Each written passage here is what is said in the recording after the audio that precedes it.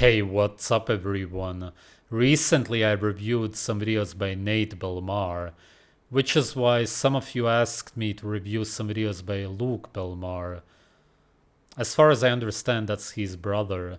He's a few years younger. We'll see what he has to say. If I am 19 years old, I'm at home and I love Luke Belmar's content and I want to get the fuck out of the matrix, right?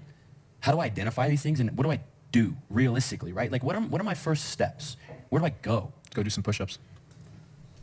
What? To get out of the matrix, you need to push yourself against the ground, go against your own senses, which is essentially what defines the matrix. So actually be an absolute matrix slave. That reminds me of Andrew Tate. Push-ups? Yeah, go do some push-ups. If you can't do push-ups, how are you supposed to do anything else in life? Oh, yeah, the push-ups. Go do them. Go do 50 push-ups a day for 30 days. Why would you do that? To adapt your body to pushing yourself up against the ground. Yeah, that's all that you get out of it. And a few extra wrinkles, stress, a decreased lifespan. What, you think you're going to run a multi-million-dollar business? Oh, yeah, but look at all these guys. Yeah, the example is just establish discipline in some area of your life. Discipline is the worst thing on earth. Nobody should have discipline. That's again exactly what the matrix is based on, because to actually get out of the matrix, define it however you want to, you need to start living naturally, because the matrix is an unnatural life at its core. And an unnatural life is based on you not doing what you want to do. Because in everyday life, you do what you don't want to do. That's why you're miserable. That's why you're stuck in the matrix. And discipline is exactly what keeps it alive. Because once you stop being disciplined and you do what you want to do, instead of what people brainwashed you to do, you will break free of the chains. The chains are discipline.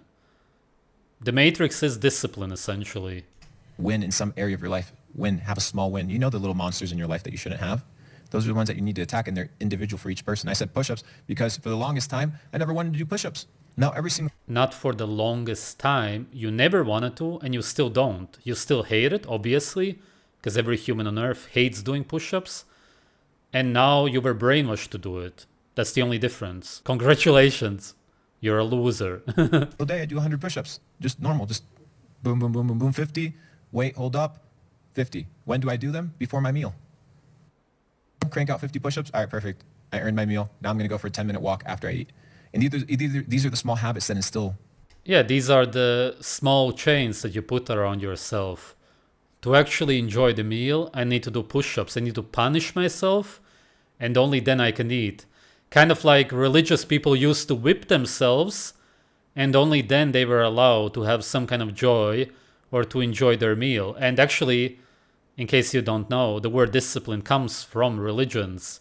It actually does come from when people used to whip themselves. They hated doing it so much, but they disciplined themselves. They went against their senses and essentially destroyed their health, their well-being. They experienced pain because they did it to themselves. Nobody else did it to them. Indirectly, yes, the religion brainwashed them, but not actually physically. That's the same thing. You do push-ups even though you don't want to. Same thing as whipping yourself. Just not as painful, still bad. Discipline, and that allow you to become confident. So figure out what those things are. If you say you're going to read a book. How are you going to be confident when you punish yourself? That's the opposite of confidence. Guy makes less sense than his brother. Read it. If you buy the book, read it. Don't read it all the way through. Read it till... I do have to say that he looks younger. He is actually younger, but he looks significantly younger. 10 years younger, although the quality of the video is pretty bad. Still, he doesn't have those crazy wrinkles. Nate is either over-exercising, and he does those crazy face expressions, of course, also, or he's, as some people suggested, maybe even really on TRT. It's possible if he does a lot of fasting and only calisthenics. Maybe that's it, but who knows? Either way, the exercise doesn't help. It makes it a lot worse. Or to understand. Motherfucker, you buy the book, you don't even open it. You read the first 3 pages as if it was some sort of college book. It's your fucking self-education and the preservation of your mind. Treat it as such. Treat it with that importance. Surround yourself with good people. People that'll guard your energy. People that will guard your soul. People that will nurture you into becoming the greatest version of yourself. There's a lot of vultures.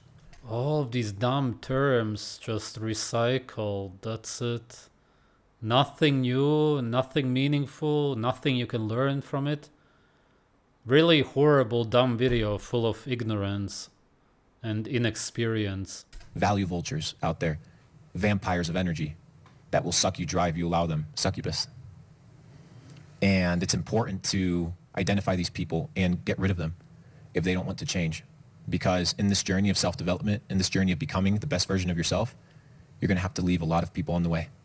And that's the price that you got to pay to become the best version of yourself. So those are, I think, some things that people got to be doing to... What is the best version of yourself? Only your natural self. What else? And what is your natural self? You listening to your intuition completely and only doing what you want to do. That's the best version of yourself. Not being enslaved. Every day you wake up and until you go to sleep again, you do whatever you want. When you wake up whenever you want to, you go to bed whenever you want to. And every desire that you have, no matter what you have been brainwashed to believe about those desires, you fulfill them all the time, every day, just always. There aren't even any days in nature. I no longer set goals. What do you do? I do. So I focus on the input and I allow, by universal law, for output to be emitted. So Newton's third law explains that for every action, there's an equal and opposite reaction. So whether it's at a planetary level or at a cellular level, or at an energetic level, for every action, there's an equal and opposite reaction. So what do I understand by that? In my life is that if I do something, there will be a retribution or a echoing effect in equal proportion to that, right? The energy is transferred and it's returned in the same proportion. So if I understand that I emit X amount of energy by exercising, I will have a guaranteed body and a guaranteed result. Because I understand that by universal law, that will happen. And I have plenty of examples in the real world to prove it. That if I eat healthy, I'll extend my life. That if I exercise, I'll extend my life. That if I... Yeah, but if you exercise, you have stress, which is chronic stress. And chronic stress reduces your lifespan. Yeah, brainwashed guy. do breath work, I'm going to release tension and cortisol and stress. Yeah, but then why do you have the stress in the first place? Why do you exercise then if you are against it? Guy has no idea what he's talking about. And I think that it's extremely important that people begin to be intuitive of who they are and having these self-talks, because a lot of these internal dialogues are controlled by emotions and systems and preconditioned environments that they've been set in, which is what the Matrix. Yeah, and everything that you said, you just got from somebody else. You have no thoughts of your own whatsoever. You're completely programmed. No original thoughts.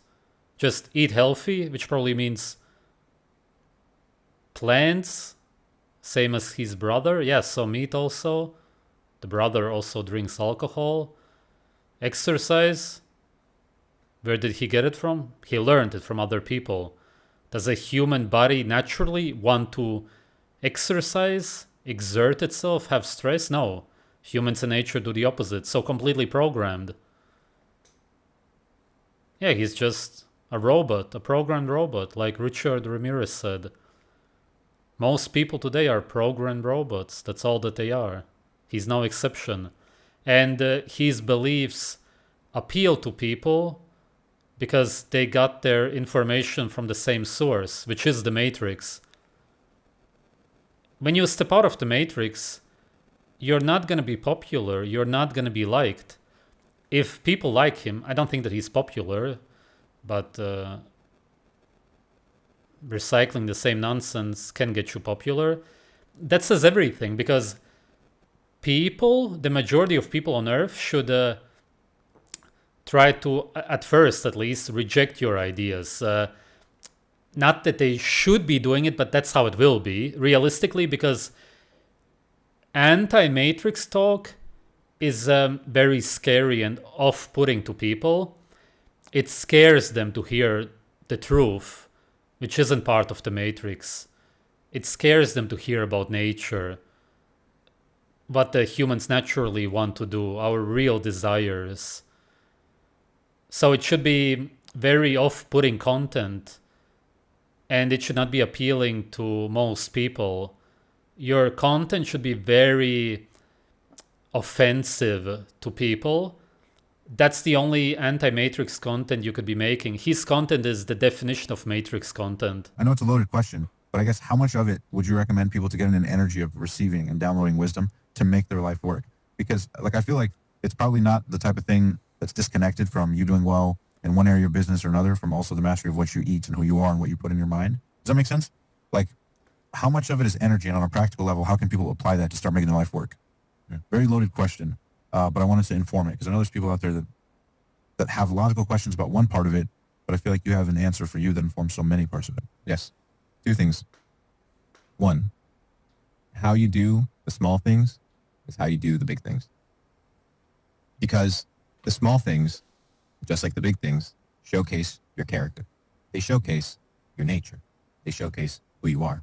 Not who you are in front of others, who you are by yourself, in private, when the doors are closed. So having an understanding of how to improve that individual is important. Most people settle for average. They settle for bad decisions. They settle for self-sabotage. And a lot of it comes from, which is the second part, not listening to God. Mm-hmm.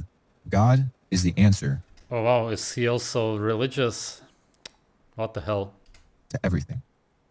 He's the answer to a successful marriage, a successful business, a healthy body, a healthy mind. God is the answer to everything. When was the last time you asked God for financial advice? I know that sounds crazy to many people. When was the last time you asked God for advice in your marriage? Yeah, you ask God to heal certain parts of your life, but not everything. You ask him. How can you ask God something? What? I don't get what he's trying to say. How can you talk to something that doesn't exist? For advice in certain things, but you neglect them in other things. I want to listen to God. And that is the guiding principle that allows you to live in flow, because you live in a state of obedience. At least I try to. I'm not perfect, very far from it. But if you understand your nature and then you ask God to bless you, ask God to guide you, he will. Why would you fight the creator of the universe? So you don't get stuck? You feel like your connection with God keeps answers flowing to you? When I get stuck, it's because I'm usually doing something wrong.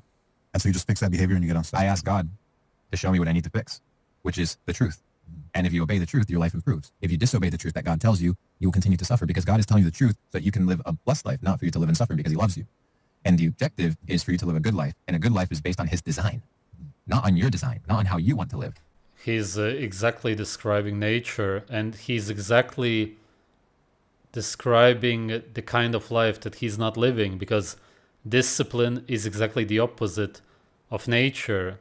If there would be a God and he created us, and we should be living by his plan, then it would be the opposite of discipline, which is going against his plan. So in one video, he says this, and then the opposite in the other video. Totally doesn't make any sense. I don't know who watches him or why people watch him. There's rules to the game. You have to follow the rules of the game. And if you follow the rules of the game, you live a good life. If you don't follow the rules of the game, then the game plays against you. Yeah, that's all true. When you go against nature, which is what you do. And that's why most people feel like they're not advancing in life, because they're not following God. They're following their own wisdom, their own desires, their own thoughts, their own ambitions. They've never even considered God in their life. Yet God... What? That doesn't make any sense again. If God programmed you, then you would have those desires and needs inside of you already. What are you trying to say? That you are separate from nature and that you have different desires and that you need to read a book which is man-made, unnatural, against God, to then find out what you're supposed to do? How does that make any sense? Is the one that's given them everything. And unless you give God everything and are willing to lay everything down to follow him, to love him, to work for him, then he's not going to bless you. That's a promise. To that point, I heard something beautiful. It said, see what God sees. So much of the time we're so focused on our agenda and what we want and what we think and what we think ought be the case. We forget. How do you see what something that doesn't exist sees? What does this mean, man? You're not explaining what you're trying to actually say. Get to see what God sees, and in the grander picture, it recontextualizes to be like, holy shit, maybe that needed to happen for X, Y, Z reason, or maybe that needed to happen for me to have clarity in this area or whatever. And the question is, what does God see? Mm-hmm. God sees us, and he loves us. Mm-hmm. So he tells us the truth. And we are supposed to act and do unto others as God has done unto us. So if God has loved us and God has forgiven us and God has shown us the truth, we do the same to others. That's what God sees. God sees us. But a lot of people accuse him of being a scammer. I don't know that much about it. Maybe you can elaborate in the comments. He sees failed humans. He sees sin nature. He sees sin in nature? Or what? What is it? What? Wait, what is he trying to say? I don't get it. But then on top of all of that, he sees Jesus. So for you, it's all about heaven. It's not. This is game you're just playing for sport. This is the Matrix, bro. Yeah. That's why we're glitches in the Matrix. What are the things you actually struggle with? Because a lot of people see you give advice and have answers. Total nonsense talk. Only lost people watch this. Nothing that he says makes any sense. I got nothing useful whatsoever out of these videos. As I said, it's the same recycled information from other people, such as Andrew Tate. Do push-ups, work out, exercise, eat a healthy diet, whatever that means to him. Probably some overcooked meat with green beans and rice. I'm just gonna assume that's how it usually is. That's unhealthy, by the way, in case you don't get it.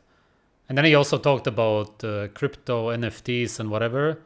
That's what I meant before, because some people say that he's scamming people with that. I don't know that. As I said, elaborate about it in the comments. Maybe I got something wrong. He just seems like the typical kind, because all that he says, as I said, is just recycled. It's nonsense information. Nobody gets anything out of it. Nobody even understands what he's saying. God works in mysterious ways. Blah, blah, blah. Trust God. I communicate with God. How? Nobody knows what he means. Do you make man-made sounds and then say, God, please let Bitcoin go to 150K? And then if it will, you will say, oh, God talked to me. God gave me the answer. I don't know what you mean. Nobody understands. How can something that doesn't exist or somebody be communicating with you? There's literally no God. Where do you see God? Something that exists has to be real. You have to be able to sense it. Smell it, see it, touch it, anything. But you can't. So God doesn't exist. It's nothing to argue about. You can believe in God. Do whatever you want. But it or he just doesn't exist. He's not present in this reality. There's the sun. That's a different story. That's real. That exists. That's the highest power that we have right here. I don't know why anybody watches his content, what this is about. At least it was interesting to watch Nate, sort of, because he looks so old. I don't know what anybody is supposed to get out of this content. I really don't. I don't get it. Maybe you can explain it to me. Why would anybody watch these videos? I can only imagine that some young guys, teenagers or guys in their 20s who are completely lost and depressed and maybe want to become rich, be really enslaved by the Matrix, could find his content interesting. And as I said, it can only appeal to people who are stuck in the Matrix. Those are the only people who would ever watch him. Thanks for watching.